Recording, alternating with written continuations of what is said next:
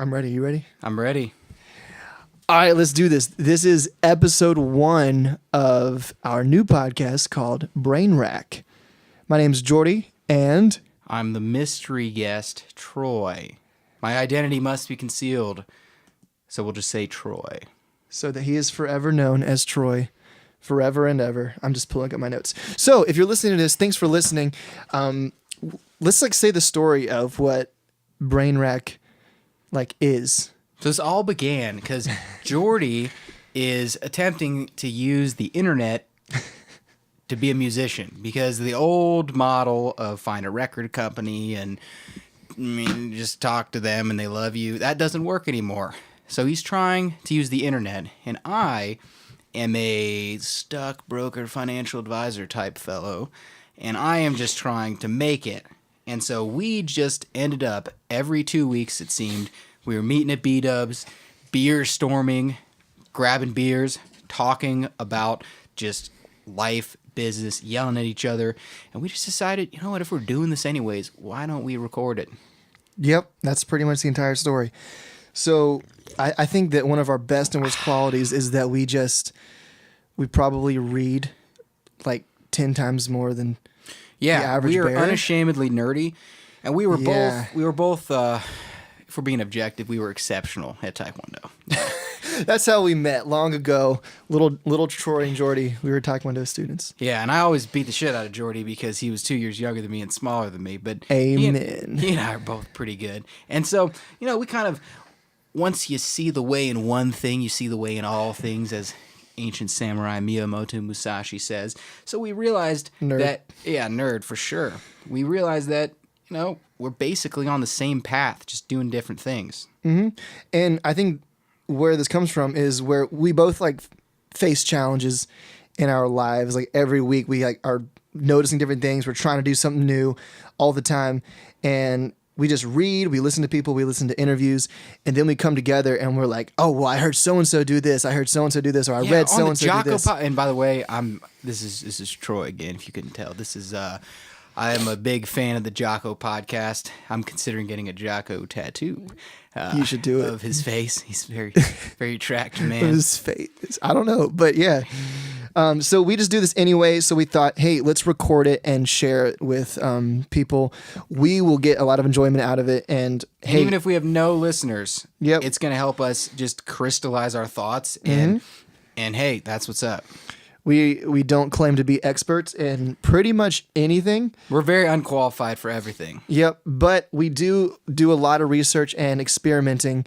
So this is basically the documentation and reporting of our just researching and trying and screwing up over and over again. Yeah, we try really, really hard, and we suck a lot, and we occasionally win. And we want to talk about our wins, but we most likely want to talk about when we just...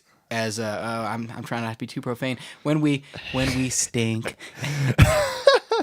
Yeah, and so I think that if you're a young professional, especially right now, you might find this interesting, or maybe useful. If we don't care really if you lucky. Don't. Yeah, it's true. But we're let's record it because I know that for me, it's really helpful when I hear other people around my age or who are also trying to make it in their careers and start their careers. It's useful to hear other perspectives besides my own voice in my own world. So yeah, and sometimes you hear someone say something and it just clicks and you realize, wow, I'm actually going through a similar challenge, and I should do what that guy did. Yep. But so Mr. Joy Long, what have you been doing since we last hung out? It's been about 2 weeks since we hung out, and I've been seeing you sponsored on Facebook. Oh my God. Yeah, I know.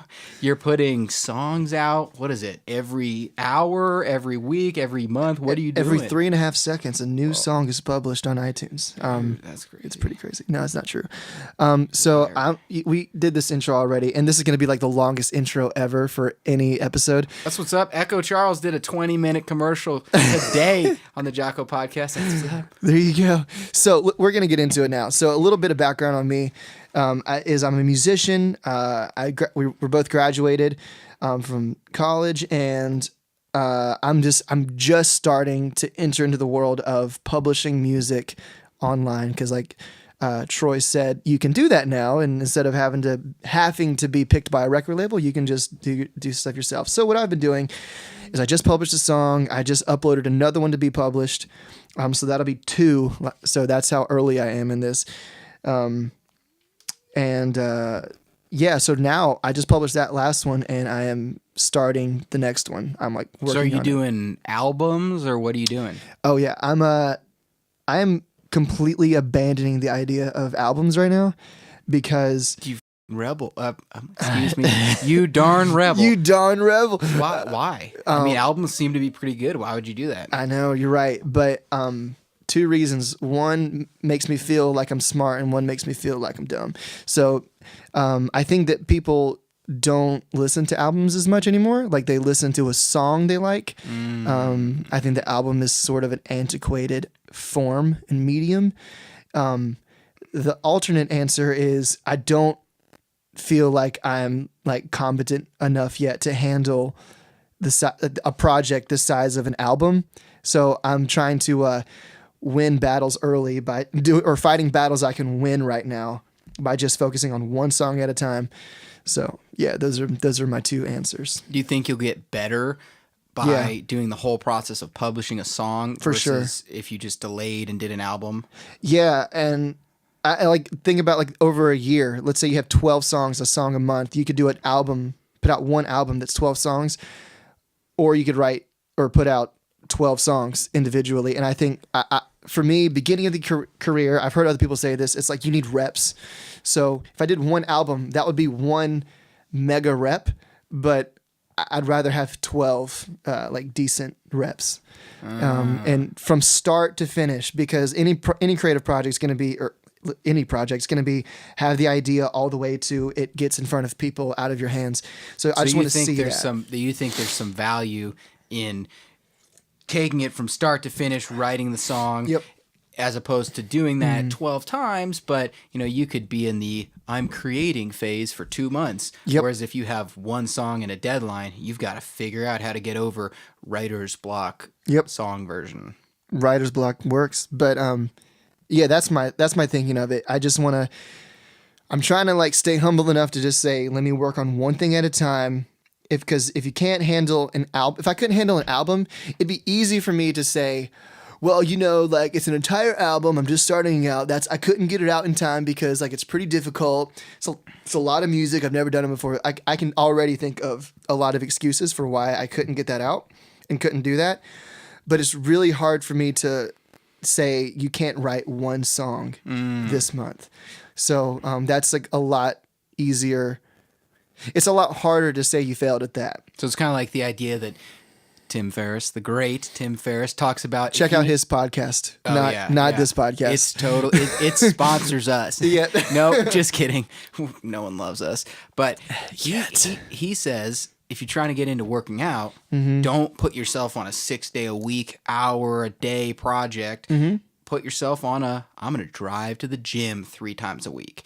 Because once you drive to the gym, I mean, you got to be a real bad person to just turn around and go home. I mean, so for sure. And so it sounds like you're doing a similar thought process with that. Yep. And I think just the idea of setting small goals, which I think both of us are pretty, like we're pretty hyper ambitious people. Don't have any friends. Yep. For sure. And like we're just super ambitious. We always have been. Ever since I've met you. And I think that's good. And the downside is at least for me, my ambition generally outnumbers, outsmarts, I don't know, my actual ability level right now. Currently, today. Yeah, you want to, I find myself wanting to be like, I'm going to start the next Facebook, but it's like, wait, I don't even know how to run an email marketing campaign yet. Yeah. Oh, God. Can you code a website that's like, just says like, hi, I'm Troy? Let's start there. And I think that's what I'm doing. So, I say that not because I'm smart and that's how I'm starting. I say that because like I tried to write an album and totally fell on my face because it was just such a large project for me, like coming out of the gate. Like I just like felt overwhelmed. I like didn't understand what to do, and I was trying to think about the recording when I should have think about the songwriting, and it was just like an overload of information, which I think, anybody jumps in, if you start playing tennis with Roger Federer or something, like you're going to just it's not going to be useful when you're starting out. Like start slow because that's actually the faster way to get there. That makes sense. So right now, since we've last hung out, you've published one song, you got another one coming out. You're on the one song a month, roughly. Yeah, roughly one song a month, and I've published one for February. I had one in the bank that I just sent through, so I'm not going to count that as a rep. But I had one recorded, so I'm putting ahead. Yeah, man. So it's going to be like 2 songs in 1 month. That's right. World star. But yeah, and it's a little unpredictable. I can upload it onto YouTube or SoundCloud like immediately anytime I want, but I can't really control, from what I've seen so far, like how to get it on iTunes, like when it appears on iTunes. They're a little bit like it'll take anywhere from like 3 days to like 2 weeks for it to show up. So it's kind of like I don't know when this is going to be posted on Spotify and iTunes, but it will be posted on YouTube and SoundCloud like once a month. So, hey, but that's a lot about me. That was a whole lot, but I think we should talk about. Awesome. Thanks. I think we should talk about what you're going through. What are you going through, man? Yeah. Well, so as I said, I'll use the word stockbroker because people kind of understand that, but I'm in the finding clients phase. So I work on an established team for other advisors. And my whole job is business development. So my whole job is finding money, finding clients. And I've been... How long have you been doing that so far? Doing this for about... I've been they call it in production. That's when you've got sales goals that just weigh on your back. Oh my God. And that's been about 4.5 months. Mm-hmm. And basically, I've had this whole journey of trying to figure out what works. And I thought... Me too. Yeah, that seems like a common theme on this podcast. But I came from selling ads over the phone, so I thought, okay, I'm going to do exclusively cold calls. And I bought a list, and it was individuals, because that's who I was looking for to invest. And I started hammering away. And I made like 800 calls the first week, similar amount the second week. Mm-hmm. But by the fourth week... I could have kept going. I could have kept making an absurd amount of calls, and I would have looked really good to my team. But I realized, oh my God, I don't think people answer their home phone anymore. Because I could make 100 calls, and I would talk to 7 people maybe. Yep. Maybe 5 people. Yeah. And 2 of them would be like, that's my son. He doesn't even live here. And I called multiple dead people. And that was always weird. You just have to hang up real Pretty quick. dead conversation. Yeah. I'm sorry. What a horrible joke. I'm sorry. But so then I read this book about 3 months ago because, I'm wallowing in failure, reading books, trying to succeed. And that's how I numb my pain, with just information. Yeah. And research. Yeah, just like, oh, please, maybe this will be the secret so I don't have to kill myself this week. That's but true. I read Connect by Josh Turner. And actually... Josh Turner? Yeah. There's like 3 Josh Turners I know now. There's like, I don't know him. There's like a famous country singer named Josh Turner. I have a really good friend named Josh Turner who's a musician. And now you just read a book by Josh Turner. It's a stupid name. Well, that's true. No, that's not true. So basically, he talked about how to set up a whole LinkedIn marketing campaign. And so basically what I did was I figured out, okay, well, how many clients do I need per month? Okay, I need about 3. And I worked backwards, how many connection requests I need to send, what I need to do. And it ended up, after I was doing some math, I arrived at a shocking number. It was, I needed to send 3,400 connection requests. And if you've ever prospected on LinkedIn and looked and tried to find rich people and, hey, you have white hair, you look like a prospect, that takes a long time. So I spent 11 days straight sending connection requests. I listened to 2 audiobooks and then halfway through George Washington's biography, which it's a boring book, Ron Chernow, but he was an interesting fellow, so it's worth it. And what that book, the Connect by Josh Turner, says is basically you want to connect. So I sent all those connection requests. Out of those, about 35% so don't quote me on the math. 35% accepted my connection request. So now I have a pool of roughly 1,500 people. And then what this book said is to run them through a 5-message campaign. So you send them a thank you message, then you send them another message, and then another one, and then the 5th message is a call to action. And that call to action is basically, hey, get on the phone. Let's talk about your investments. And so I am right now about to send the 5th message. And so far I've had decent responses. And then I've added cold calling back in, but cold calling businesses. So this week basically involves sending a crap ton of messages as well as cold calling all the businesses in the world. And it's a great experience. It's horrible at the same time, but I am learning so much and I'm already smoother than I was. Mm-hmm. There've been getting those reps. Yeah, there've been maybe 30 calls where after I hang up, I'd say maybe 50 calls where after I hang up, I'm sweating, I'm embarrassed because, I mean, that's the way you learn. You go out there and you just fail. And it sucks that cold calling, the only way to do it is to fail talking to other live human beings. You can't. That's pressure. Yeah, it's like pressure. It's not like Taekwondo, where if I wanted to get better at my sidekick, I could practice in my basement by myself hundreds of times. No, he did that, by the way. Like that happened. Right. That's because I kicked your ass. It's true.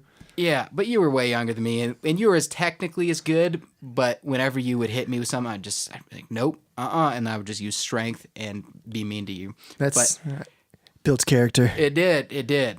But so that's what I've been doing this week is basically just, and I'm networking. You know, I'm going to all these networking events, trying to figure out small talk because up until about 6 months ago, I thought small talk was bullshit, and so now I'm trying to figure that out, and that's what I've been doing, man.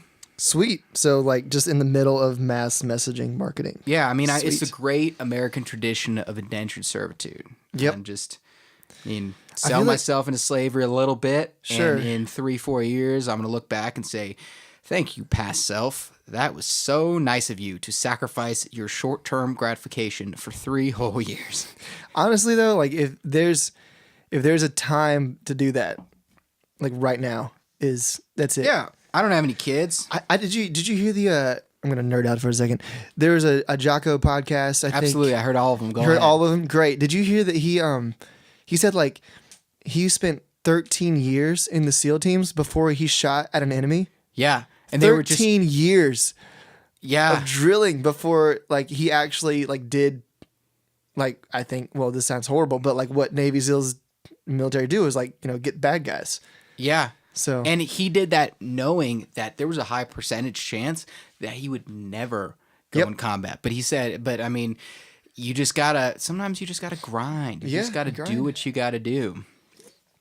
It's true. And if you hear any like little slurping noises, we're sponsored. Just kidding. We are drinking Budweiser. It's very true. I feel like American drink. I feel like we're pretty like healthy individuals. Like we're pretty like we exercise, work out, eat well, and then whenever we hang out, we like always like crack open a beer, and like that's literally like when I drink is just like sitting here with you, like talking about books. I'm just gonna agree with you. That's all the times I drink as well. That's not true, but it's okay. Dude, I'm a follower. There's nothing wrong with that. I'm a follower of flexible dieting if it fits your macros, and if you're on a gaining phase, as I am, and I'm going to be done in about 3 days, and then I'm going to have to do a cutting phase because I got fat. But if you're on a gaining phase, alcohol calories, they help gains. So in less than 20 minutes, we have gone from music industry to stockbrokers to fitness. Nice. Solid. All the important things. That's all you really need. The way that we're thinking about doing this is have a little intro, get to know who we are, and then we need to recap what we've been doing over the past. And that could be quick if we're kind of up to speed. Or, I mean, sometimes when we would grab beers, it'd be 40 minutes of us yelling at each other, trying to figure out and work through a challenge. Literally. But then once we kind of work through all the challenges of our past couple weeks, which I feel like we might have, we're going to move to a discussion topic. Yep. Because we always have problems and we always have issues we're working through. And a lot of times I don't realize a solution until I talk about it. And then once you have an epiphany, it's just you look back and say, how did I not know this? I can't believe I was so stupid and think that was the right way to do it. Yep. And so this week, what we're talking about is the question of analysis paralysis versus preparing enough. Now, these are kind of conflicting ideas because What does that? What does this mean? What does this mean? Oh yeah, good question. On one hand, you have a quote by the great Abraham Lincoln. Beard envy right there. I can't grow a beard. I can't either. Sweet. We're both hairless children. If I had 8 hours to chop down a tree, I'd spend the first 5 sharpening my axe. So that's pretty clear. Okay, that kind of says, hey, prepare a lot. Well, then there's another quote that kind of takes the other side by Reid Hoffman, author of The Lean Startup. And he says, if you are not embarrassed by the first version of your product, you've launched too late. So those seem like really conflicting ideas. I mean, what is it? Do you spend 5 hours sharpening your axe, or do you just do the bare minimum and launch, and you're embarrassed by how bad you are? I mean, how are we going to reconcile that? And I'll just throw in just for fun, like basically the same, present the same paradox, but through different examples. There's like this French culinary phrase that basically I don't know how to pronounce it. I'm gonna like butcher it, but it's mise en place. I think is mise en place. That's what like French chefs will say. Oh, it's mesoplants. Mesoplants. No, yes, it's definitely not. Yeah, I think it's mise en place, and that means everything in its place. So that means that's like a rule. Like that's like the discipline of like being a top French chef is like you put everything where it's supposed to be. You get your food ready, you prep it, you get your cutting boards, get your knives out, everything's set out. Then you cook. And like, so it's like the prep is super important, kind of like the chopping down the tree. But then you hear stuff like, one time I heard entrepreneur dude, you should listen to him too, Gary Vaynerchuk. Oh, yeah, that guy's abrasive. I love him. Yeah. He said, you got to fix the plane while you fly it, you know? Yeah. And then, I know from just studying, jazz through university stuff, when I was in college, one of my professors used to say, there's something to just learning on the bandstand, they said. So, you know, bandstand was the elevated short little stage in some club where the jazz band would play in some club or whatever. And young kids would come up. How they learn how to play jazz, you take your trumpet or whatever and you get up on the bandstand and start playing. Like that's how you learn. You just throw them into the song. And I mean, that's like zero prep. I remember that. I played trombone, and I'm really good at just brute force method. And so that's true. It is true. And so I knew what I'd have on the playing test, so I just memorized. I'd practice for like 7 hours. Okay, cool. This is a playing test. I'd memorize it. And so I was legitimately always first chair. And then the band director expected me to know stuff like keys and crap. And I was like, I just memorized this. I'm horrible at trombone. That's unrelated story, but that's not really. Yeah, you're right. It's very related. Well, so we have those two extremes. I think, Jordy, you want to go first? Yeah, and so we don't really have an exact plan, but we're kind of thinking this might be along the lines of back in school when there'd be a little debate and someone would present what they were thinking, the other person would present what they were thinking, and then kind of and just piranha method, cut each other down until we arrive at something that sticks. Yep. And so this is kind of a crazy idea that I had. But so how do we reconcile these? Well, in my mind, what this really comes down to is optimally completing a task. Okay. What it really comes down to is learning. Because, why do you want to do something? I mean, what it's basically saying is you're going to prepare a long time or you launch, but it's really, can you quickly learn this and find the best way? Because we're just trying to find the best way here. And whoever can learn faster and arrive at the optimal solution quickest usually wins. So let's just accept those premises. So I'm going to go a little deep here, but I learned about this on the Jocko podcast, and I've heard about it before, but it's the OODA loop. And that's in military terms. It came about with fighter pilots, and it's observe, orient, decide, act. And the way that they talk about that is if there's two fighter pilots fighting each other, whoever can go through the OODA loop quickest, whoever can observe, orient, decide, act the fastest is the one who wins. OODA, okay, I like that. And it's the same idea a little bit with, there's a lean startup, which is basically you launch, you build, you measure with user tests, you validate what works, you discard what doesn't, you iterate, you do it again. And so all these activities, they go through the stages of come up with the best idea, launch, fail, discard what doesn't work, keep what does, come up with the best idea, launch, fail, discard what doesn't work, keep what does. After 500 or so of these iterations, all the while discarding what doesn't work and keeping the parts that does work, success is arrived at. That's interesting. So, but that's we'll just say that because most learning comes from just repeated failures, and you come up with the best idea and it doesn't work, and then you iterate and it does. Yep. And so I've divided, and this is just a guess. This is a hypothesis. We can tear into it. I'm not emotionally attached to it. But there are three different types of activities. There's some that you legitimately want to spend 5 hours sharpening your axe, because these are activities where cave troll mixed with samurai dedication is necessary. Planning to rob a bank / murder somebody. You don't want to launch too quickly. You get caught. We are not condoning robbing banks or murdering people. Practicing forms in Taekwondo. Those were memorized movements where you'd have to practice them by yourself. That's something that doing it by yourself and practicing as hard as you could, as much as you can, is the way to do it. Or painting a masterpiece, writing a novel, playing a single player video game. All those you honestly do want to practice. You want to prepare for 5 hours. And that's just to go with the metaphor. And the question is why? Well, my idea is because the iteration and learning is able to take place irrespective of interacting with other people.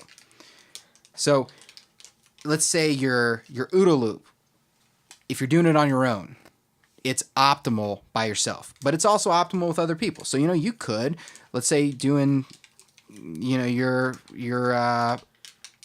doing Taekwondo. Yeah. You can go and you can practice a bunch by yourself, or you can practice with other people.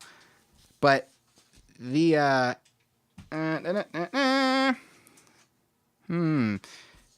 we can edit this part out. Or not. Keeping it real.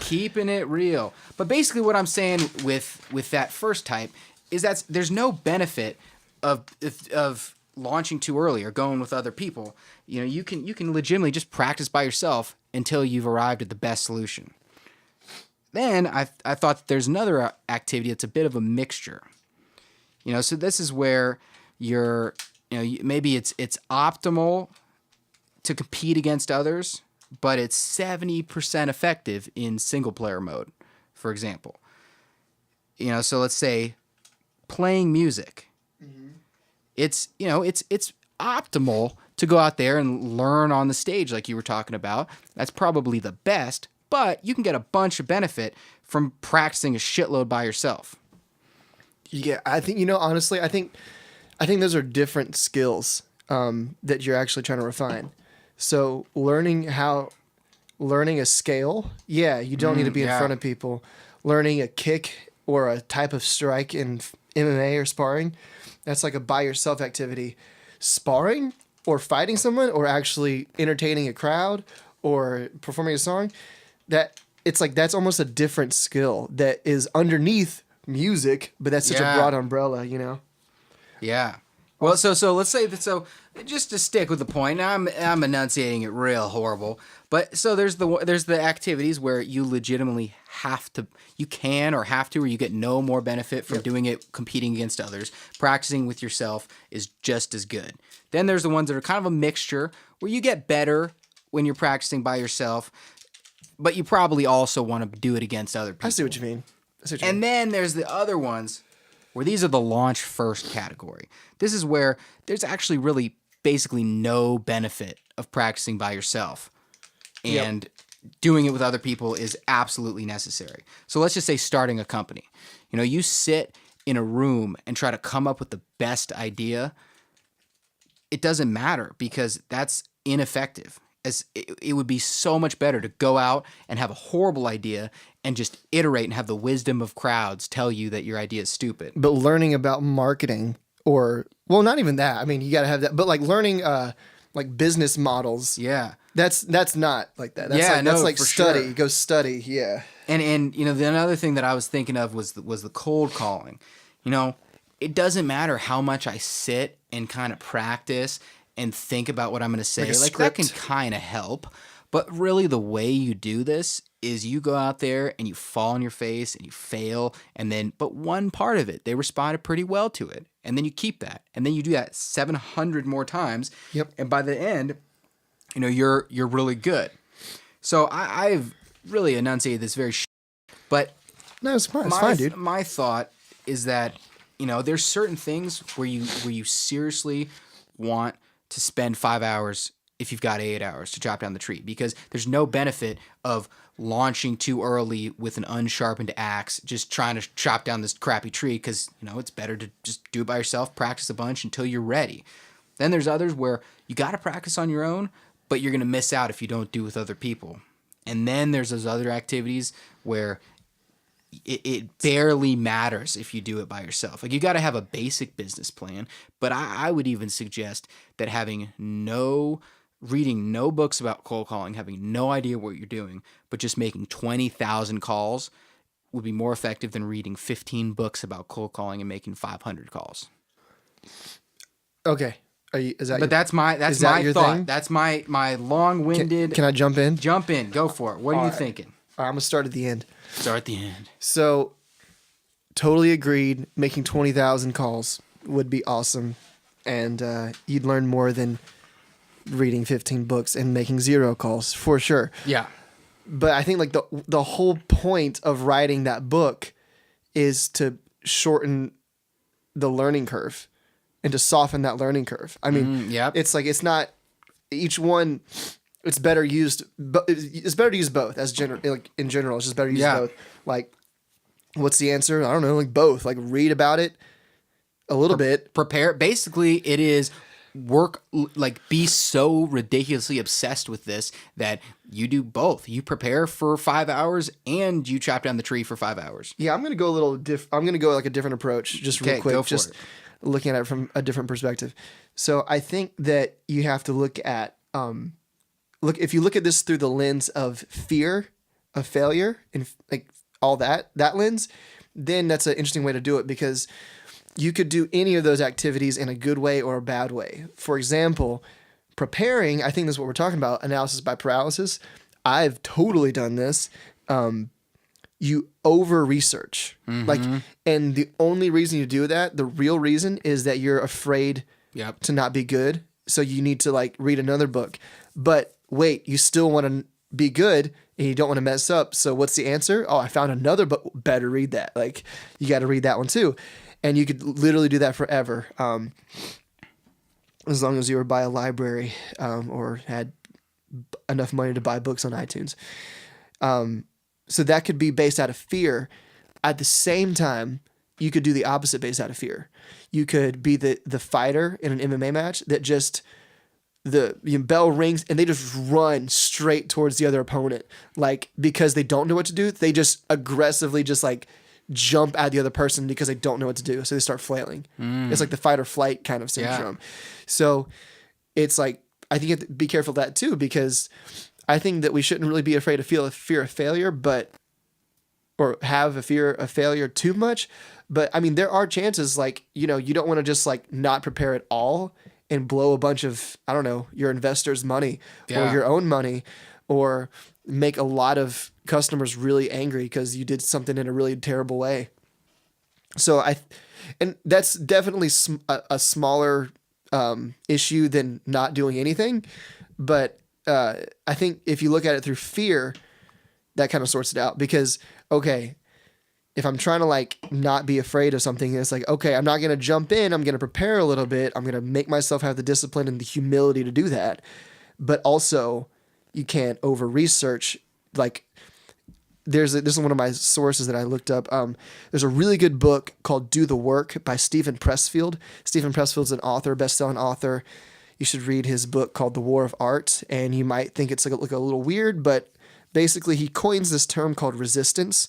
And that's like all those like self-doubt, negative voices that you hear when you try to do something like lose a bunch of weight or start a business or write a book. Hundreds of very reasonable excuses that'll pop in your mind. Oh, yeah. That say, you know what? I don't think I should call this person because it's 3:00. They're probably just got back from lunch and they probably are already have an advisor. No. Yep. That's resistance. Like very reasonable things. Like, let's say, I don't know, if you're like, you know what? I don't sing as well as, I don't know, Stevie Wonder, Celine Dion, or something like that. Celine Dion, I don't know. I don't sing as well as them, so therefore I should really practice more before I start performing for other people. Like that's like a rational. Yeah. That makes a lot of sense, but it doesn't. Like it doesn't make sense. You just gotta start. So you think, because I was going the tack that there are certain activities that require different sorts of action to them, that there's certain activities where it legitimately makes sense to just practice so ridiculously much and prepare so crazy hard. Yep. And then there's other activities where you got to do that somewhat, but you still got to launch. And then there's others where you basically kind of do the bare minimum and then you just launch and figure it out. Yeah, I think that in a lot of cases, I think that you can do more than one of those activities at the same time. So like for music, you could practice by yourself and be performing or recording things for people in the same day. That makes sense. And of course your stuff that you perform or put out is not going to be as good as maybe it could be, but you're not going to be learning those lessons if you don't. Now, that does not apply to like heart surgery. Yeah, like I had heart surgery written down because I was thinking, okay, Yeah. well, that is the example where you got to practice for 50 hours if you've got 80 hours to chop down a heart. I don't know, but what? Chop down a clogged artery. Yeah, but that's an example of something that you got to have no margin of error, and obviously you get better Or like as pilot. you do it more, or a pilot. Yeah. That's where it's so if you're a heart surgeon or a pilot, don't listen to this. Go study for a long time before you do it. But even then, like they have like residencies where they have to like go like see other surgeons and they kind of like it's almost like halfway doing it. Like you kind of are there but not there. Like it would also be dumb of a surgeon to like study surgery and then perform surgery. Like there's got to be a middle where you start trying it, kind of. Yeah, well, I think they study by using cadavers or some crazy stuff. That's true. But yeah, so I personally think that you have, when you're thinking about how much should I prepare versus should I launch, you got to figure out, are you just making excuses? Is it just the resistance? Probably. And that's probably correct. Because that's what I do. Yeah.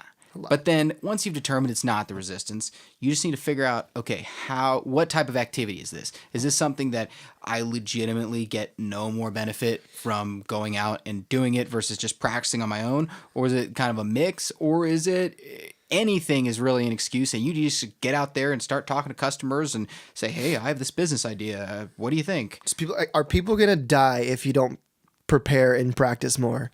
If yes, prepare and practice more. But if not, which is probably true, like I really think you should start. I don't think you should have no preparation, but because I've like leaned towards over preparing and over researching, I would tell myself, which I do now, I'll like constantly try to like fix this with myself, is like you can prepare but do it while you're like doing the activity, while you're playing for people, while you're making cold calls, like do it at the same time. Yeah, that's why I was thinking which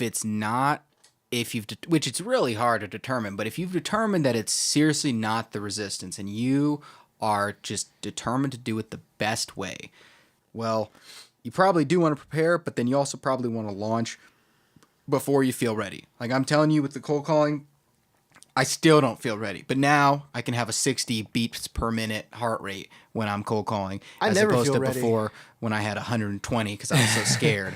I never feel ready for like anything. Like that sounds ridiculous, but like I feel like comfortable. Like yeah, I could do this. Like I can get it done.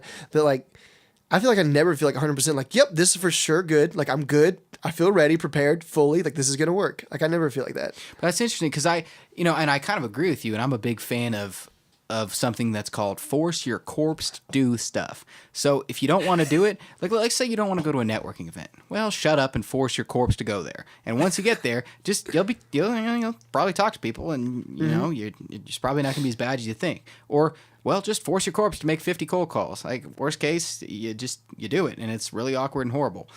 But then I also think back to Taekwondo. And I mean, dude, I would practice so much just by myself. And then I would go and I'd spar, and it'd be like, oh, I'm just naturally good. But I was really I was practicing so hard. So what if you were like afraid of sparring though, because you wanted to be so good at sparring that you just never. Hey, what's up? Hey, yo. We had a menace come in. We have surprise guests all the time.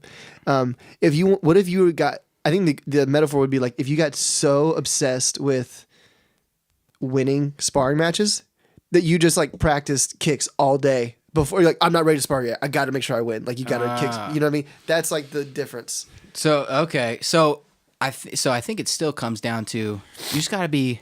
And this is just a bad answer, but you gotta just be smart about it. I mean, if you're making excuses and you're like, oh, I got to prepare again. Yep. Just what are the negatives? If you go up and you make a fool of yourself, what's so bad about that? Yep. So just launch. You know what? I think just as a side comment, if you're listening to this, I don't know if this is coming across or not, but it's really interesting to like talk to you because, and by you I mean Troy. Because I think we like approach things differently. Like we each have kind of interesting strengths that we kind of like compensate each other. Like I think that you come in, I think you're like a really good tactician, like more of like a warrior, like brute force, like just do the thing. Yeah, like, oh, I got kicked in the head when I was sparring 2 weeks ago. I'm going to practice for 70 hours. Like, and legit would do it. Like, you would do that. So that never happens again. I would throw away my second place medals at national tournaments in front of the judges, which looking back, like, that's some pretty bad sportsmanship. Pretty messed up. But really, it was just because I was obsessed. I just knew that was... That's such a good, like, that's got so many advantages, like that, doing that. And I think that I come at it, I think that I can maybe come at it from more of like, okay, that's true. What are people's emotions? What are people feeling? What are like blocks like mentally or emotionally that people are dealing with? That makes sense. Whereas I'm just kind of like, shut up, tactician, strategy, warrior, do the work.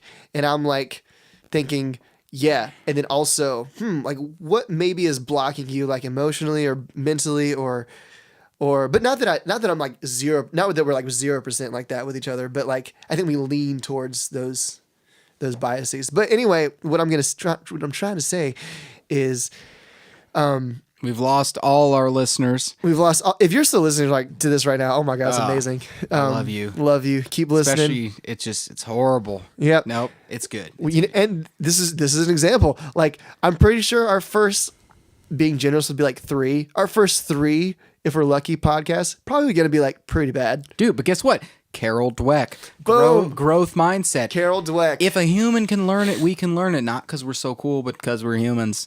Like, amen to that. And I agree. And I think that it really comes down to are you preparing in a smart way or are you hiding? Okay, so if we're coming up with a verdict, our thoughts on this, we've been brainstorming with beers. I think that's a good summary because because there are activities like heart surgery where you have to prepare. You have to spend 5 hours preparing. Yeah, you're not hiding by studying more. You're like making sure people don't die. Yeah, but are you preparing or are you hiding? Mm-hmm. Are you reading like 3 books on songwriting before you if you're not also writing songs at the same time? Yeah, you're totally hiding. Because I've done that. Yeah. Dude, I bought 4 books, not to just one-up you, but it was just 4. Okay. But I'm going to go home and buy another book. Okay. So sorry. But I bought 4 books about cold calling, and I read them all. And then now I look back, it's like, I delayed a whole week, maybe 2 weeks, not calling because I wanted to finish those books. I wanted to come up with a perfect script. Well, guess what, dude? My script is horrible. Yep. It's still horrible. Yep. Like now 2 out of 10 people will have a conversation with me instead of no out of 10. You know, I think this actually comes back to an original or one of our things that we first talked about, setting small goals. Yeah. I think We're burping a lot because of the beer. Sorry. I think that relates because one reason that I think that you would over prepare, at least for me, is if a goal or a task seems so immense and difficult for you where you are right now, for your ability and your ambition levels.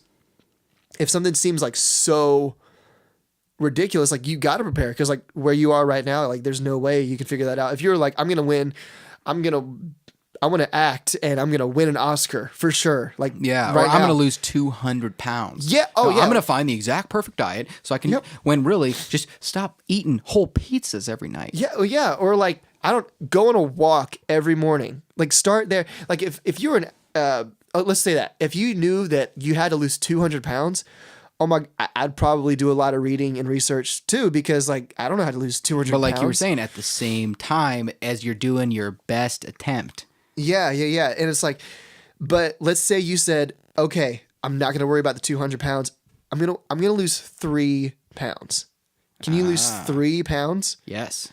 Can you do a push-up a Yes. day? I can do a lot of push-ups. Well, exactly. But it's like if you're morbidly obese, it's like, okay, I'm going to learn how to do 1 push-up, Yeah. which seems counterintuitive, but I think that if you have massive goals, that can be a stimulus. Oh, dude, my brain's blowing up. Oh, my God. You're right. Yeah. Because I read this book called The Power of Habit, and it talked about how Yep, me too. exercise is a keystone habit because once you start, everything in your life starts to go in order. And I think we can bring this back to Full circle. full circle. We can bring this back to anything that you're doing.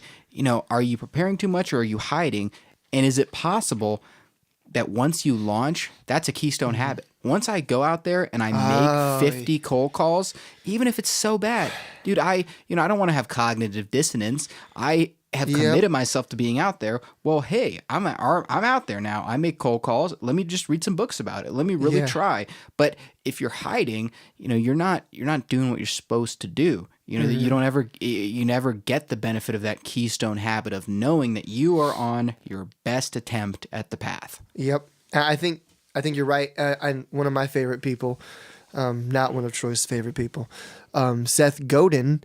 I kind of like him, except he says human being. Human being. I think he has a really good way of like simplifying extremely complex things that you're just like, oh, yep, that's what that means. That's a sneezer. Oh, shut up, Seth. Yeah. Yeah, he does say that. One of his better terms. See, Seth Godin, he shipped and he failed a lot too. But what I just said, I think he came up with the word, not came up with it, but he says the word ship. Like he wants to, it's like you have to create the habit of shipping, not just like preparing to ship. Yeah. So while you're also like getting better at making that thing, make sure you're getting a habit of shipping. And I think, so we're beating a dead horse a little bit, but I think we're exactly on the same path now. Yep. We're agreeing. And another thing I'll throw in there is deadlines. Deadlines are huge. And especially if we can go back to the great Tim Ferriss, if you can set stakes on it. Like, for example, I'm a intermediate bow hunter. And I had 2 seasons where I didn't get a deer at all. And I was really pissed and I didn't get a deer. But I didn't have any sort of stakes or accountability metrics or anything to force me to do it. So I just, would kind of go out and I'd shoot my bow and then I'd go hunting, 4 or 5 times or whatever. Yeah.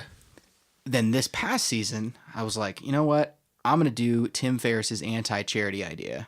And I did that? I told my fiance, I said, hey, if I don't get a deer this season, I'll give you $250, which, I'm like medium broke. That's a lot. And so it was the craziest thing. I would come home and it'd be like, do I want to go lay on the floor because I have a horrible back problem? Yes. But am I going to do that? No.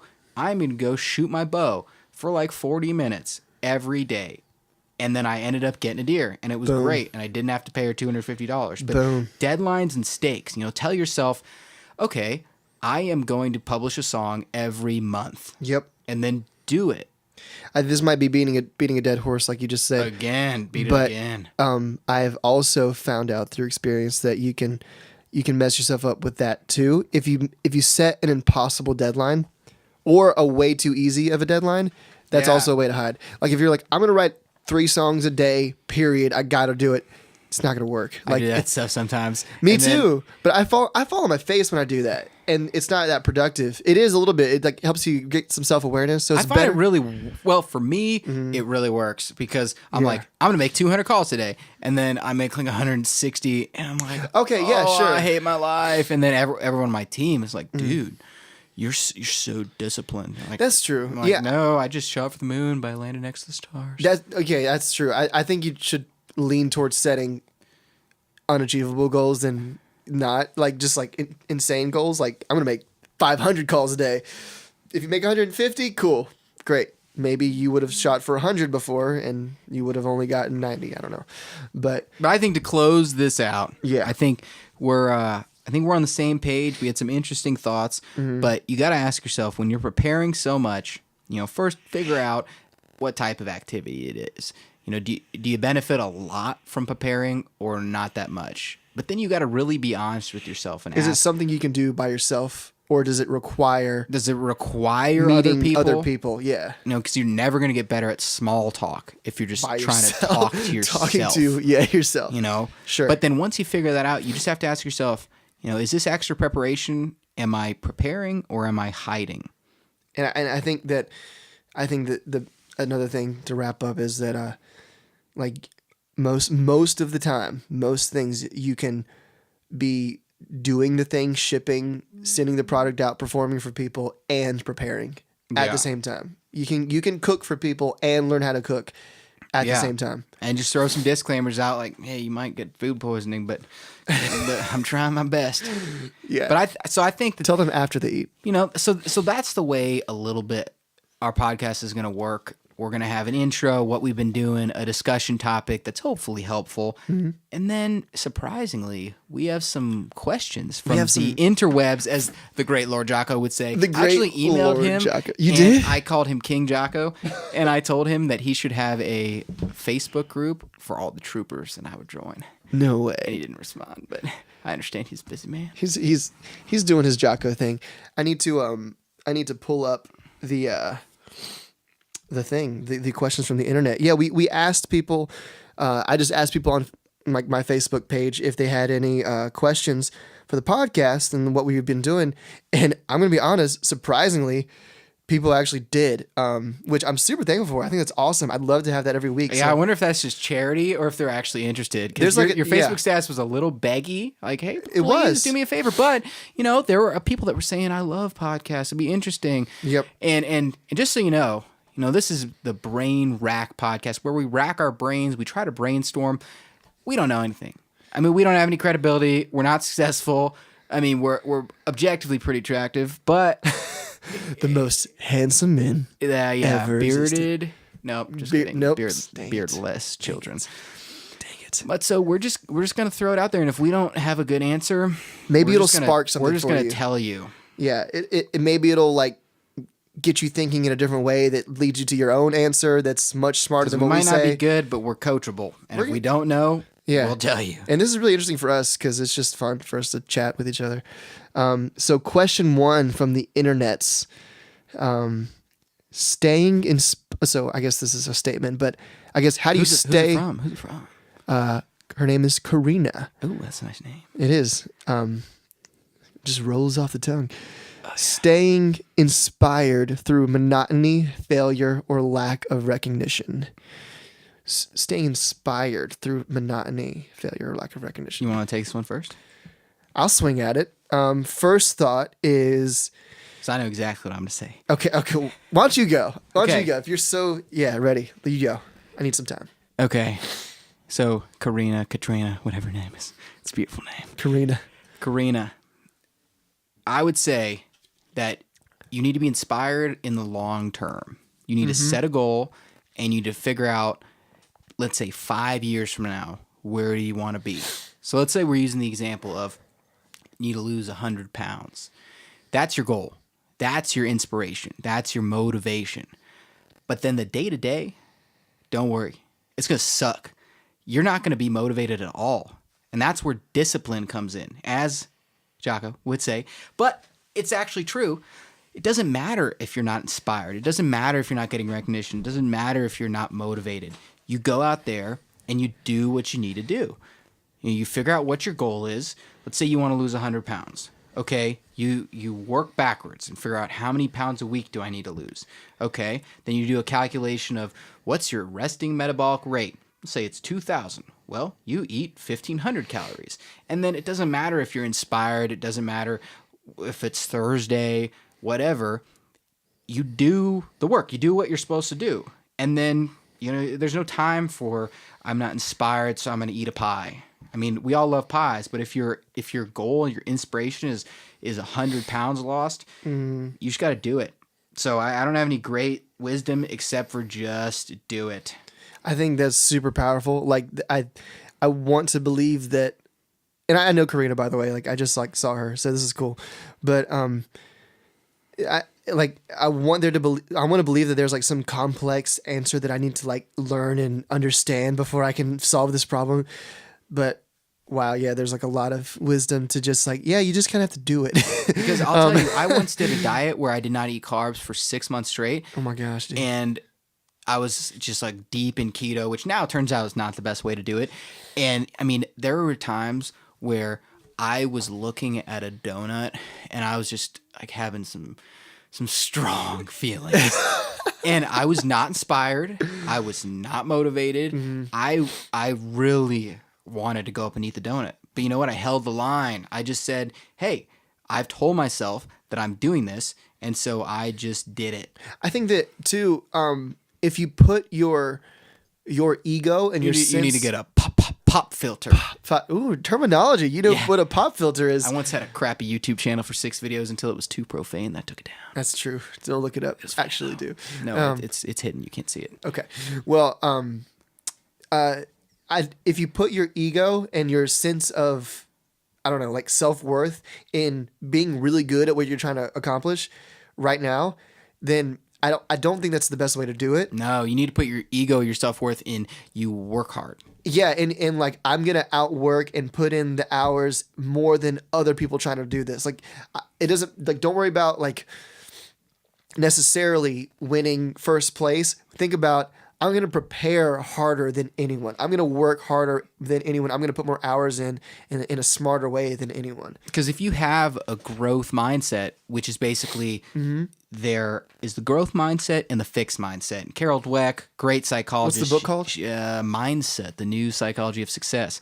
But she did a study on children and found that if you praise the children as you're so smart, you're so gifted, you're so good, and then the children started failing, they would actually shrink back from the failure because, oh God, it's cramping their style. It's messing up their worldview. Yep. But if you praise the children as you work so hard, you're more focused, you're willing to work harder and fail more, then these children actually performed way better. So when you fail, it's fine. I mean, that's just part of the process. That's, I mean, to learn anything, you just realize that you're on the path. So don't worry about failing or motivation. I mean, just work backwards, figure out what you need to do, and put your head down and grind. Because then you can end your day with I succeeded versus I failed. I did what I was supposed to do. Because I'll tell you, when I'm cold calling, I mean, I've had 2 kind of successes, and I've made 4,000 calls. And so I just, I go in and I derive my self-worth from, did I work as hard as I could? So if you're I'm going to derive my self-worth based on how many people wanted to meet. People wanted to meet. That you'd feel horrible every single day. Yeah, and I mean, I kind of still, it's tough not to feel horrible. For sure. Yeah. I mean, so you got to remember too, these are brain tricks. Everyone feels horrible. Yep. But you got to just say, hey, that's just my human body talking. But if you say, I'm a person that makes more cold calls in a better way than anyone, then you end your day, you're like, I did it. If a human can learn this, I can learn this. So let's just get after it and make 100 cold calls. Boom. Hey, so next question. What's the next one? She asked 3. What a good lady. Yeah, I know, right? The next one kind of is the same question, I think. Okay. How to hold yourself accountable to your personal goals. Just do it. Yeah, and I think having just do it. Just the Just discipline. work backwards. Commitment, committing to it. You know, and it's helpful too to work backwards and figure out metrics. I'm a big metrics fan. Yeah. So you KPI for the business people. Yeah. What? Key performance indicators or Yeah, something. no, I don't know. that's probably true. Okay. But just figure out your goal, work backwards, and then come up with a set of activities that with your best guess is if you do these every day, you're going to succeed. Like for me, I need to make like 350 cold calls a week. I need to send 700 LinkedIn messages a week. I need to post an article to my LinkedIn page. I need to comment 2 times on my feed. I need to like 2 things on my feed. I mean, all crazy stuff, but that's quantifiable stuff I can do. Also, those aren't like nouns. Those are like verbs. Those aren't like I got this many sales this week. I got this. No, those are like I did these activities this week. Therefore, I succeeded. This week. You control what you can control. Yeah. Sure. So I go I do that, and it's the same thing with anything. If you want to get better at shooting a bow, okay, well, don't just go out and practice. Say I'm gonna shoot 30 arrows today, or I'm gonna have to get 2/3 of my arrows within the circle, or something like that. Yep. And it's like if you measured how many times did I shoot a buck in the neck this week, like perfectly, like you're gonna kind of feel bad all the time. Yeah, you're actually not supposed to shoot a buck or a doe in the neck. Oh, I don't know anything about bow hunting. That would leave a very wounded deer who's just gonna be running around with an arrow in its neck. Are you not trying to kill him? You shoot in the heart. Oh, got it. That you shoot in the neck. It's just gonna be like, it's like cruel. Ow! These things have huge necks, but good. I appreciate. You see the the effort. You're right. That was Okay. a good effort. I tried. Well, Karina, good question. Yeah. What's the third one? Is also Karina. Oh, thanks, Karina. How to balance personal life and work. Honestly, I just feel like we've even talked about this. I feel like it's just priorities. Like you have to decide what your priorities are right now. There's no answer. It's so personal. Yeah. So, I majored in econ, and we have a big saying that we don't judge people's tastes and preferences. So you have to figure out what's important to you. And there's some people that their family is number one. Everything is that's the most important. And then there's other people, like I read an article about Kobe Bryant, about how he's on a polyphasic sleep schedule, which basically means he sleeps he naps for an hour 4 times a day so that he can practice basketball more. That's crazy. And that's because he's set down that being the best basketball player ever. And by the way, I hate basketball, but guy's inspiring. That dude sacrificed a family for a while. And I'm sure he has a family, but you have to just ask yourself, okay, well, balance work and personal life. Well, what do you want? Because priorities. If success at work is your most important thing, then probably not a good idea to spend 100 hours a week with your family constantly. Yes. So for me, right now I have a fiance, and boom. But work is super important. Family gains. So and working out is super important for me too. So I get up at 4:30. I lift. Dude's an animal. Oh, yeah, really small animal. And I lift, and then I go to Toastmasters 2 times a week at 7 a.m, and then I work all day until 6, and then I go home, and then I try to be done with it. But it's because work is a pretty important priority to me right now, but it's not everything. If it was everything, I'd just work from sun up to sundown. Boom. And you shouldn't judge that, because there's some people that that's like, if I hurt my back and I can't do MMA, which was my favorite thing in the whole world. But when I'm thinking about how unbalanced I was going to be when I was planning on training MMA as my career, that was going to be everything.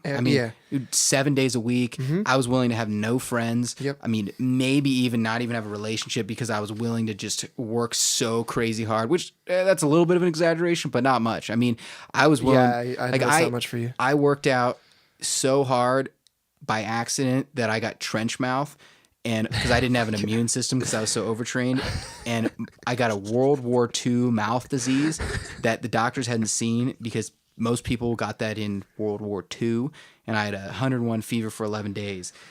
And so you just have to figure out Troy Hollings is a warrior animal. No, dude, I'm very peaceful now. I don't just know. sit with perfect posture all the time because of my back. But so, work-life balance, you just have to sit down, figure out what's important to you, and then get after it. I'd like write it down. Yeah. Like actually write it. Not Yeah. just like think about it, kind of like put it on paper. Yeah, and like my fiance and I, we have a date night every week. I think that's really smart, honestly. Because hey, it's very important to me, and I don't ever miss date night. And you schedule it, and boom, that's schedule it, system. yeah. System. Yeah. All right, let's go on. Okay. This is sort of a question. I think this one, if I remember correctly, I should write the names, but this is from Jeremy, I think. I think a lot of people sell themselves short artistically because this guy's a composer, dude. Oh, nice. Don't think they'll ever be able to support themselves financially, and or two, aren't willing to take the risk necessary to give themselves a chance of doing what they love for a living. So I guess an encompassing topic would be, quote, giving up what's comfortable. I think it's an interesting topic because both sides have clear positives and negatives. I think my favorite part is your last sentence. Both sides have clear positives and negatives. I don't know what your personal priorities are, but anything you choose is going to have like disadvantages and advantages. Like it just is whatever you choose. So, I mean, I don't know. Let's unpack this a little bit. Sell themselves short artistically because, and I think that means either not doing the things you think you could be able to do and or not making the kind of things that you want to make because you think, I don't know, you're afraid no one will like it, or you think that's not done, or like taboo. So number one, you said don't think they'll ever be able to support themselves financially. So let's talk about that.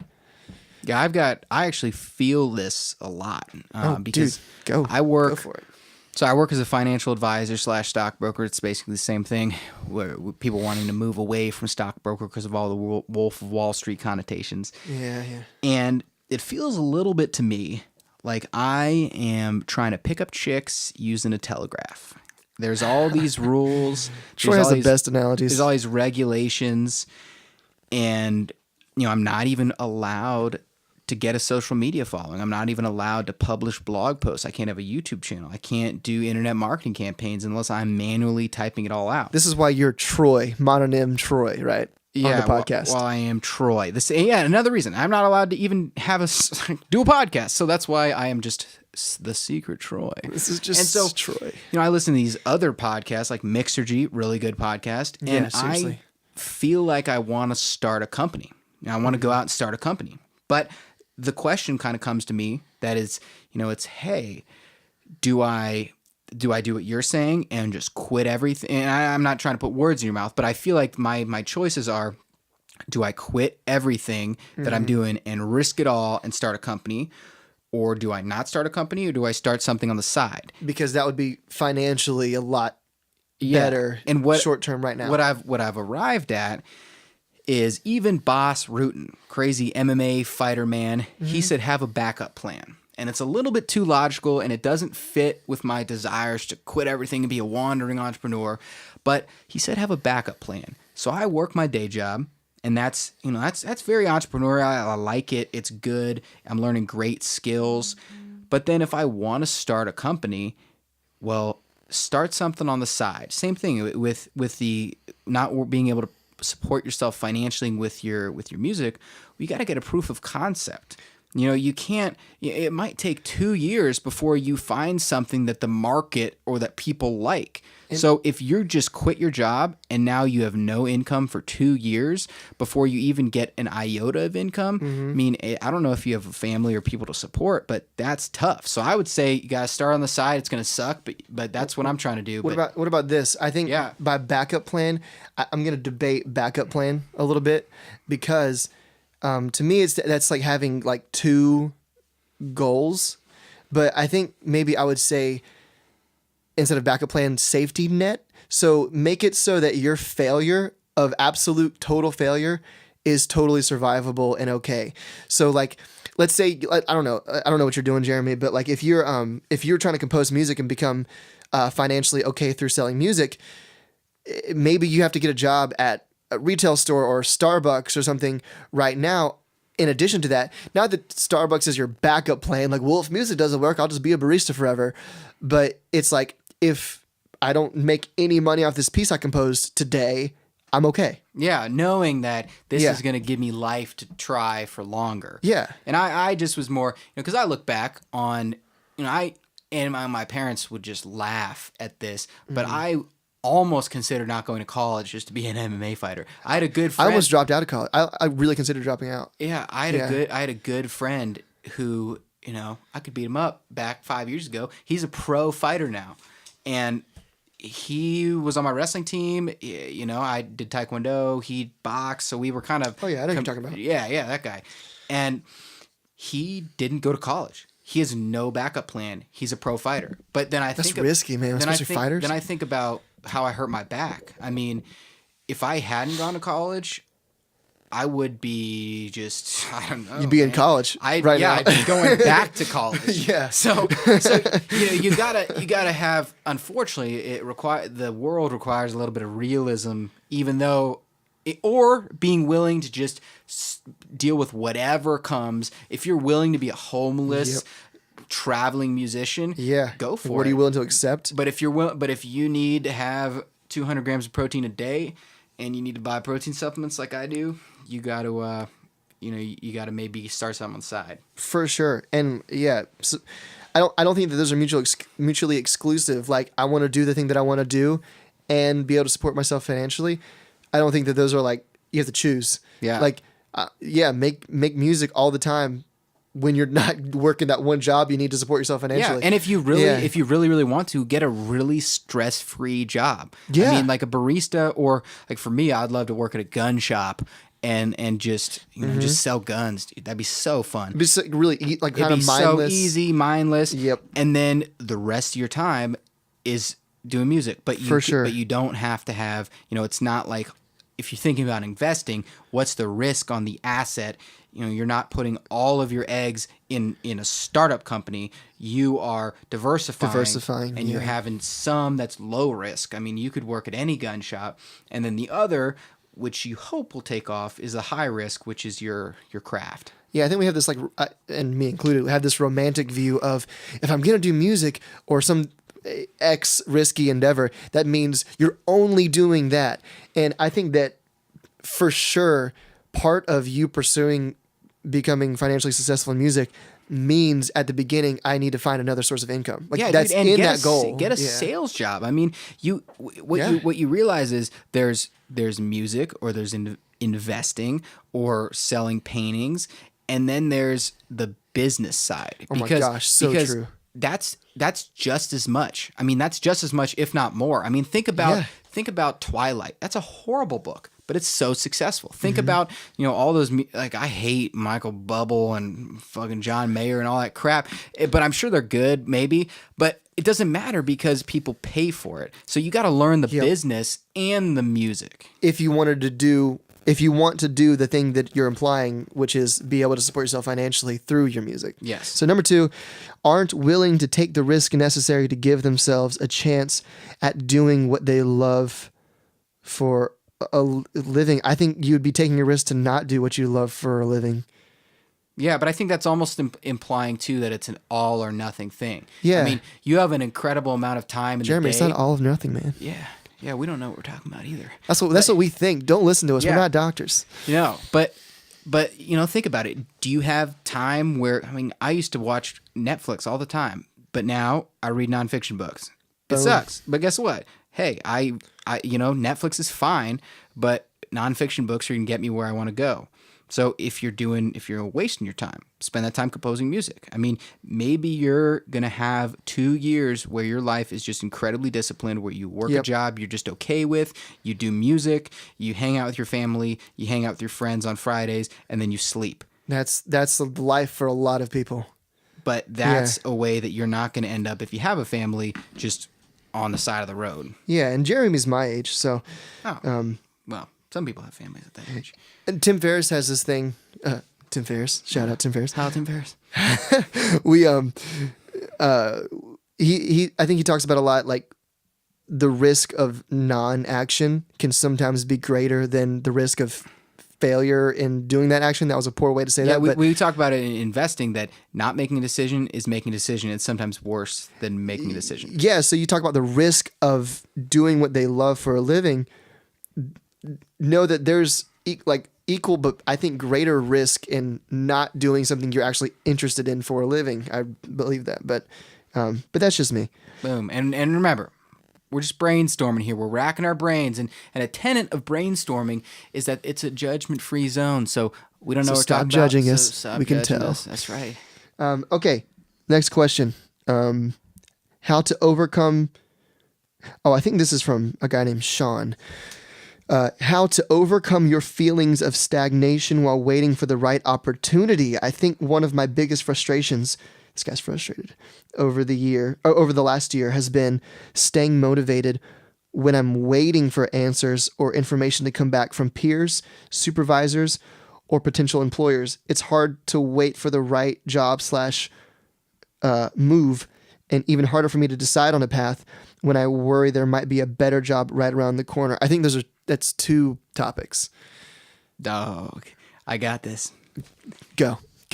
Ready to go. Dude, I felt the same exact way because Sean, listen up. I know you, Sean. Listen to Troy. He's awesome. Remember, my friend, I was going to be a pro MMA fighter. I mean, I was, and that's so funny. Like, it sounds like, oh, it's arrogant to say, but no, this dude was really good. I would say, you don't have to say it. Like, he was actually like legit, like really talented at it. Like, he had some natural ability and he worked hard. So it was like he was a force of nature. But I was willing to just have like no friends forever. Like, that's fine. I don't care about friends if I can be a pro MMA fighter, whatever. But so then I hurt my back, and it's like, oh God, what am I gonna do? And so, I was like, okay, well, I got to figure out something. And then I happened to read this book, which I might suggest, by Cal Newport, called "So Good They Can't Ignore You." And what this book talked about is it talked about how there's this idea of you need to follow your passion, which on the surface sounds great. I mean, no one's going to disagree with follow your passion. Yeah, you can't disagree with that. That's terrible. But then the author pointed out that, well, what about the people that can't do their passion, like me? Or what about the people that don't really have a passion? Like, it sounds like you're not sure what your passion is. And the author said that the author surveyed hundreds of people who were successful in their careers and who said that their career was passionate, that they loved it. And what he found was that a lot of these people, they, first of all, didn't even know about their job until they were 20 or 25 or something. I mean, you don't know you're going to be a capital markets trader when you're 7. Sure. You don't even know what that is. And then another crazy thing is that he found that a lot of these people didn't even like their job when they started. And so what he said is that rather than trying to find your passion, is you need to, you have some interests, you need to figure out what you kind of like, and then figure out what, just guess. What do you think you might like? And for me, I'm like, well, I can't beat people up for a living. That's horrible. I'm so sad about that. But what do I kind of like? Well, I like talking to people. I like convincing people to do stuff. So I got into sales. And then the final thing is this Cal Newport talks about you have to have the craftsman hypothesis, the craftsman mindset, which is basically don't worry if you feel unfulfilled at first. That's introductory jobs. I mean, you think about it's just part of wax on, wax off. Yeah. Like that dude didn't like wiping the car down. Yeah, for sure. And so what he says is you just need to acquire skills. So figure out what you kind of might like. And for me, it was sales because, hey, I like money. I like making commissions. I like talking to people. I don't like Excel. And no one likes Excel. Yeah. And so, I said, okay, cool. And I got a sales job. And then I just tried my hardest to be good at it. And then I got promoted in 9 months. And then, not to brag, just to say, hey, I tried really hard and I got promoted. And then, I worked another job that was a better sales job. And you know what? Dude, my life improved. I was like, hey, I kind of don't have to drink all the time. Like, this is pretty good. Sure. And then I moved to my job now, and it's another upgrade. And, except for like the whole, want to kill myself because of cold calling thing, which that's apparently going to pass. But, I feel good. So, don't worry if you're not on the right path. You got to just find something and develop skills. So that's my thought. But what do you think, Mr. Joy Long? Okay, so I mean, I don't want to like repeat what you said. I agree with like a lot of what you just said. So to add on to that, I think instead of giving you like this is what you should do, because first of all we don't really know, but second of all, I think a big help a lot of times, at least for me, is not necessarily an answer, but hearing about other people who are going through the same exact thing as you. It's like, oh, I'm not like weird. This is like just kind of par for the course. So when you said the last year you've been trying to stay motivated, waiting for answers, dude, like I think, I'm sure you're talking about like employers or something like that, or like people to contact you or opportunities. I think that, and I was in this boat, the time scale that we get out of college with, thinking that it's going to be, between now and blank amount of time, we're going to be awesome, successful doing things, is a lot shorter than reality. In reality, it actually is. Like if you're like, oh yeah, I'll get out of college, maybe have like a rough 30 days and then boom. Then I'm going to figure it all out. Then I'll have it figured out. Like, dude, you're going to forget to pay your bills like at least a year out of college. And you're going to get something that says, oh, your water's turned off. I'm like, oh, shit. Yeah, that's going to happen. So I think maybe just to show some empathy, dude, like I'm kind of in the same boat. Troy's in the same boat. Like our time frame is like, we're not really expecting anything for like 3 years. I got another idea though. Shoot. Okay, man. Yeah, I'm probably reading into it, but I sensed a little bit of not getting after it. So I just want to make sure you are getting after it. And so how do you deal with waiting on the perfect opportunity or waiting on someone to get back to you? Well, that sounds a little bit like you're waiting for the opportunity to come to you.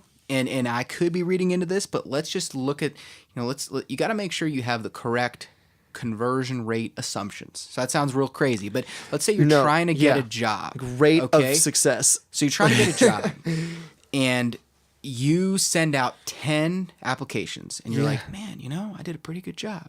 Well, let's say that someone actually runs the numbers and it turns out that only 2 out of 100 jobs, 2%, are actually going to get you to the final interview. And 50% of those are going to hire you. Well, if you send out 10, all of a sudden you're not succeeding. You're waiting to hear back, and then when you don't hear back, it's a negative thing. You got to recalibrate. Dog, you got to send out 3,400. Like, do what I did. Like, figure out. Okay, just do some guesses, but say, okay, half of the jobs are going to take me to the first interview. Half of those are going to take me to the second. Half are going to take me to the third. I mean, you probably, no joke, like if I didn't have a job and I wanted to, first I would send real personalized messages to all my 2,000 LinkedIn connections, but I, kind of built that. But then, dude, you just have to, apply for an absurd amount. Be like, okay, if I apply for 700 jobs, do I think I'll get something?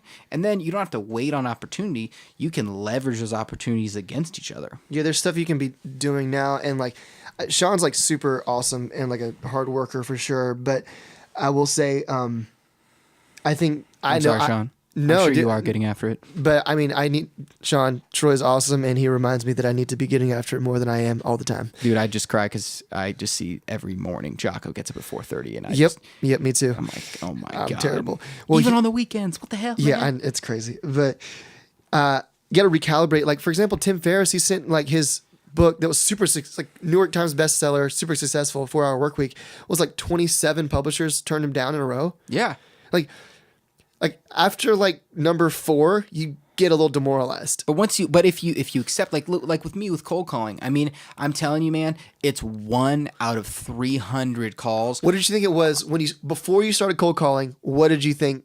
Like, I thought like 1 out of 70, and that was, most people think like 1 out of 20. Yep. So I was like 1 out of 70. It's like 1 out of 300. Yeah.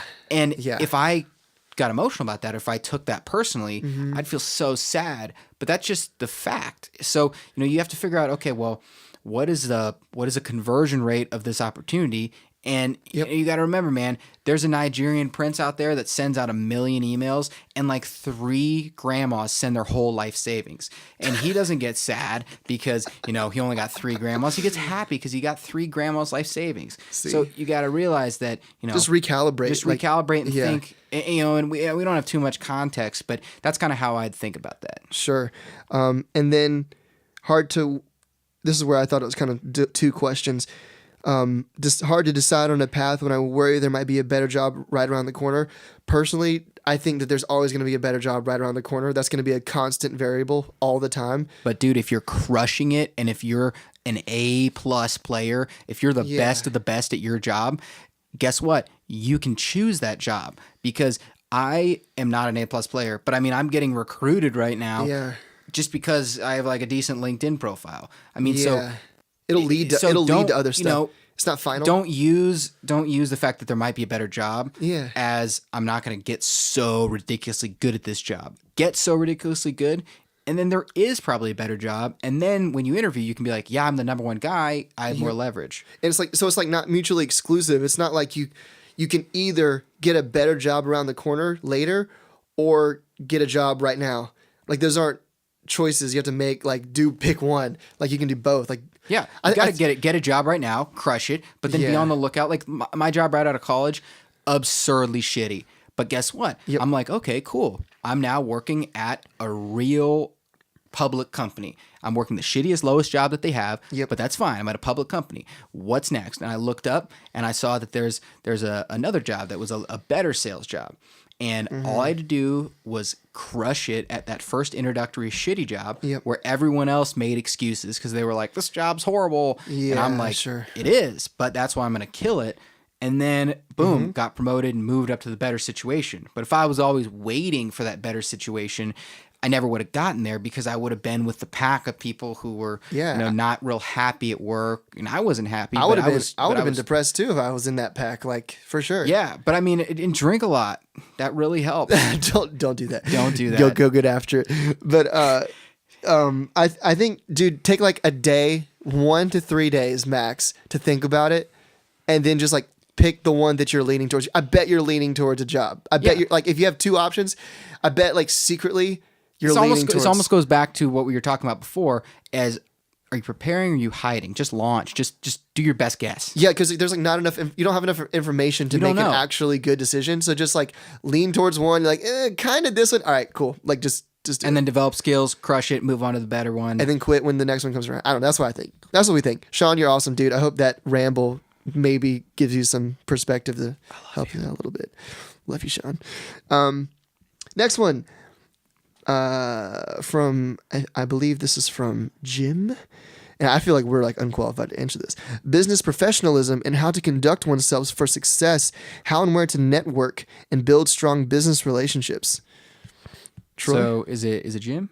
I think Jim. So Jim, I can take part of that and then I can't take the other part. So where to network? I can take that part. So I am a financial advisor. I'm going out and I'm networking a lot. I joined 2 Toastmasters clubs, the Rotary Club, and then a running club. And basically 2 tenets that I've learned and talked to other people, and I read this book called The Go Giver. I'd highly recommend it. Yeah. 2 tenets. The first is be predictably consistent. That's so big. So when you got to show up every time. You got to be, because there's going to be 3 or 4 or 5 or 10 people at every networking thing that shows up every week. You want to be one of those people. Yeah, that trust factor gets it. And I can't tell you what networking group you should join, but you got the Google. You can figure out some good ones and come up with 4 or 5, and then, just go to them. And it's going to stink. I mean, I went to, I don't even know what day it is. The day's running together, but Thursday. Okay, so then yesterday. So I went to a networking dinner yesterday, and I sat in the car for 10 minutes before, so I could show up fashionably late because I'm ridiculously punctual and no one else is. Nice. But then B, I just didn't want to go. But you gotta force yourself to do it, figure out the best one. Yeah, I think you're probably way more qualified to answer this than we are. But one thing I remember, I'm just like sharing ideas. Gary Vaynerchuk, one time, one of his little tenets is 51-49. So he wants to provide 51% of the value in a relationship.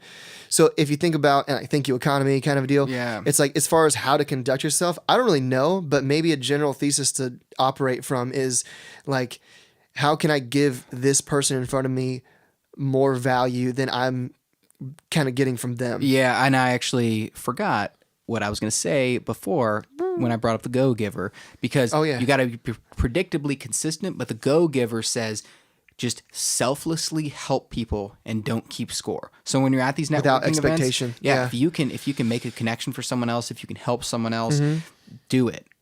People can sense spam, like spammy BS. Like you can sense, anybody can, like so quickly. And they say don't keep score, and that makes sense. But I mean, if you help 70 people, someone's coming and helping you back. Yeah. I really believe that. Like, just, I think, man, like I said, this is just what I think. Like, just kindness, like old school manners. Like, just be kind and helpful to people. It makes a difference. And on professionalism, I can't help you at all. I just dress up like a human at work. Yeah, we're not professional. I've found talking about the weather is fine. Just say, wow, it's I think it depends on the business. It's really cold. Or talk about CNBC. People like that. Just Yeah. a secret tip is if you want to do small talk, ask people about their kids. Yeah. Oh, Ford method. The Ford method, which is family, occupation, relationships. Recreation. No, recreation. And then dreams. Yeah. Dreams. So just rotate. Yeah. So basically, I mean, what small talk really is you just ask people questions. And I never understood it because I was like, I don't care about this. I Get want them to talk. Yeah, you got to get them to talk. But really, I can't add any value. I mean, I wear suits to work, but don't let the suit fool you. I think, okay, so maybe I can talk on this one a little bit more. Yeah, Jordy's really good at, he can talk to people at Starbucks and they'll be all of a sudden just telling me them free their drinks.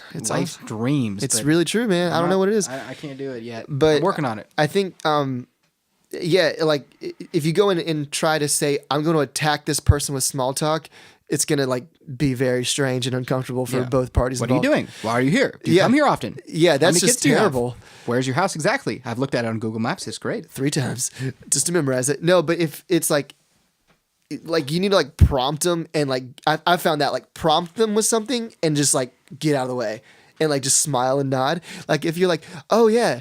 If you know a little bit about context, like how's that thing you're working on, or like how's that new job you got, or tell me about that.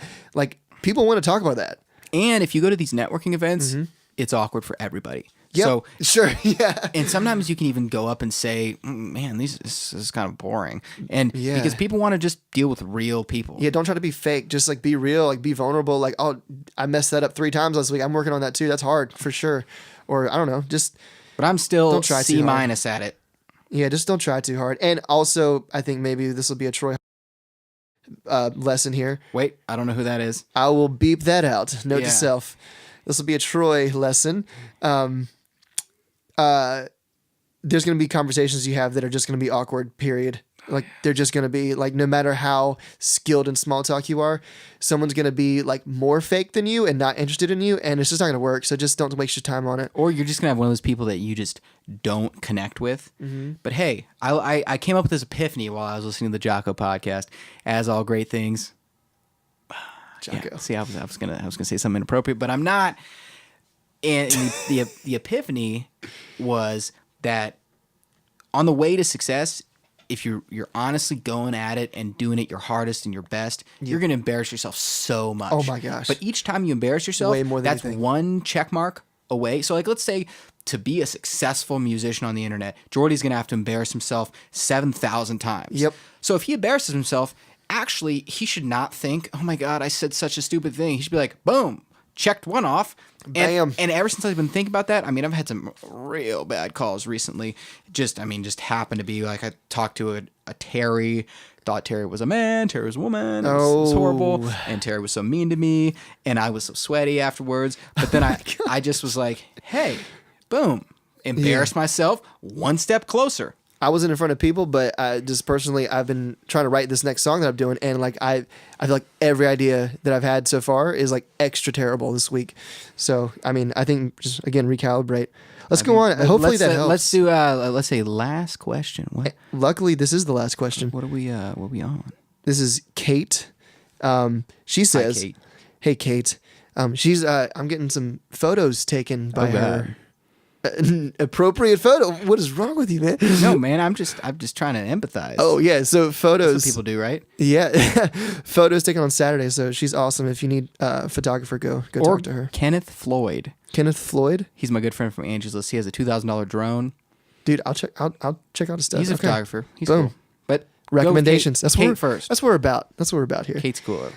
She says, "Yes, I love podcasts. Nice. I'm always interested to hear how other young professionals manage their finances and bookkeeping, both in a larger where does your money come from and how you manage it. Troy, you want to tee that one up? Yeah. Well, hey, Kate. Thanks for the question. What's up, Kate? With She likes Tim Ferriss on Facebook. Oh, nice. She does. Why were you stalking that? I don't know. That's weird. It just like I looked up her page and it's like friends who like, and there's like Kate and you, and like that was it. It's like cool. You sound pretty prepared for that answer. Good. So, Kate, so I am a financial advisor, and I would say managing your finances, there's two types. There's the almost the bookkeeping, day-to-day managing that, and then there's once you have enough extra money, investing. And so with the day-to-day, I mean, it's kind of simple. Just kind of set up a budget, pay off your credit card. Don't worry about the interest rate because that only matters if you keep a balance on your credit card. Just don't spend more than you can afford. I mean, look at your spending. If you're going to a coffee shop every day, that $3 adds up. And so, that stuff, I can't add too much value. And when you say bookkeeping, I don't know if you run a business and you mean like business bookkeeping, but I've listened to this podcast called Mixergy, and a sponsor on Mixergy is Bench. I don't know what they do, but they do bookkeeping. So maybe look at them. Maybe check out Bench. Yeah. Bench. But then on the investing side, that's more for when, you get enough income that you can start saving some. And I would highly encourage you to start investing as early as you can.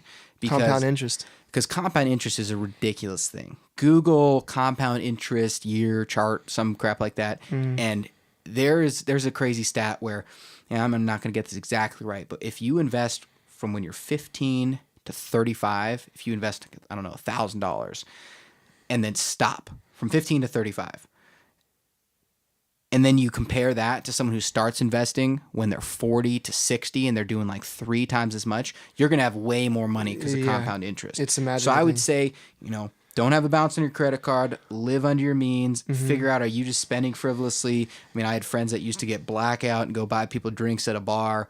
Don't do that. And then when you can, just start investing. And I have a great book recommendation is I Will Teach You to Be Rich by Ramit Sethi. That's how you pronounce it. He really breaks it down with the investing because what I do a lot of times is more for real high net worth clients who, need to figure out how to set up an exact strategy so they can be drawing on it and they can have income in retirement. So I don't know how much money you have, but I don't think that's what you're asking. So that's my thoughts. I'm just learning about that because I started reading. I've listened to some of Ramit Sethi's stuff. And does he have a podcast? I don't know. I hope not. I have so many podcasts to listen to. That's terrible. And we're just adding more to this. We're like doing damage to society right now. But I've been listening to this audiobook that Tony Robbins just put out, collecting all of his this financial investing knowledge from like the world's best financial investors or something. And something, I think this is Warren Buffett's thing. He's like, it's better to be in the market than the market going down at some point. Like the point is to be in it. You don't want to be like, oh, I'm going to take all my money out or not start because it might go down. I think the quote is time in the market is better than timing in the market because everyone gets really scared. Sure. Yep, everyone gets really scared about, we had clients that right when Donald Trump got elected, we had a couple people who called up and said, sell it all. Oh, this is bad. But bad move. Market went down for 4 hours and then it's been on a rocket ship. And so the idea is you can't predict, even if you're 90% sure, still don't do it. Because if you add up 10 of those 90% sure and you make a big crazy move, eventually, you're going to mess up. So it's better to just invest long term, set it and forget it, kind of have a diversified strategy, but then if you don't need the money until 15 years from now, you don't care if it goes up and down and up and down. 30 years. Or 30 years. The only time you care if it goes up and down, as long as you're, let's say you start with a baseline of quality investments, but you don't care if it goes up and down if you need it in 30 years. The only time you care is if you need the money in 6 months, because if you put $100 in and it goes down to 70 and you try to sell it, you lost $30. But if you put $100 in, you don't need the money for 30 years. It could go down to 50 because on the average, the market will go up, and in 30 years, that 100 is going to be 300. Yeah. So we just went super in the weeds with our novice talk about, or my novice knowledge about investing. So I'd say just Google it. You'll figure it out. But to answer your question, really, I love it's you, like Kate. part of it is like maybe look into investing as part of something that you do with your money. As far as like dealing with your money, I mean, like I don't know if you mean like what kind of accounts you open or how many checkings account, but I'm not really sure what you mean in your question. But for me, I think just like setting budgets. Yeah, Like, you got to. It's budgets. the same thing, man, woman, whatever, Kate. It is discipline. You know, if you're going out and you're spending $50 on a restaurant and you can't afford it, don't do that. But there's another idea too of kill it at your job, get a bunch of income from your job, and then you Yeah. can do more frivolous spending. So I mean, and that kind of falls a little bit more into if you have a sales job or something like that. But And if you have a more specific question, like ask it. I'll put it in the Facebook post and ask that, and then we'll try to do like a better job and try to like do some research maybe and try to we answer have you hundreds better. of questions now, so I don't know if we can get to you. Minus Just kidding. We have 93. Help, I'm gonna cry. I'm gonna cry. But hopefully that helped somewhat. I'll see you Saturday, or actually when this will come out, I'll see you yesterday. So anyway, that's all the questions we have, dude. So this was our first attempt at a podcast. I Podcast feel one. like it was real helpful In the for books. me, Yeah, me too. That was interesting. especially quantifying some of that stuff. And looking back, I'm Yeah. a little embarrassed about how I explained it. But hey, check that off. We're getting better at podcasting. I think we'll be better. Like I think one of our things, and you can let us know in comments. Like I think we like did a really good job at sticking to topics, and then we would just like get into the weeds about one specific aspect of part of their question, and then like just finish. But I also feel like that's kind of what we that's do. what we were doing before. So Yeah. how much should we change? We'll see. Yeah, but anyway, we hope that you got some kind of value out of it. We had a good time. We And do we're- this anyway. Yeah, we're gonna do this once every 2 weeks. Yeah. So And we're gonna have a different discussion topic every 2 weeks. this week's was analysis by paralysis. We got a bunch of stuff in the cooker, in the works, and then we're gonna take some Q&A, and that's what's up. And my fiance says we need to close out by saying, "Remember to spay and neuter your pets." Oh, like Bob Barker on The Price is Right. Yeah, don't forget to do that. I don't know. He used to say that all the time. Oh, all I Anyway. remember is Happy Gilmore, Bob Barker, boom, fight. Same thing. Okay, well, thanks for listening. If you actually listened to 102 minutes of this podcast, so Yeah, and we should maybe have like Facebook, and you can find us on Facebook.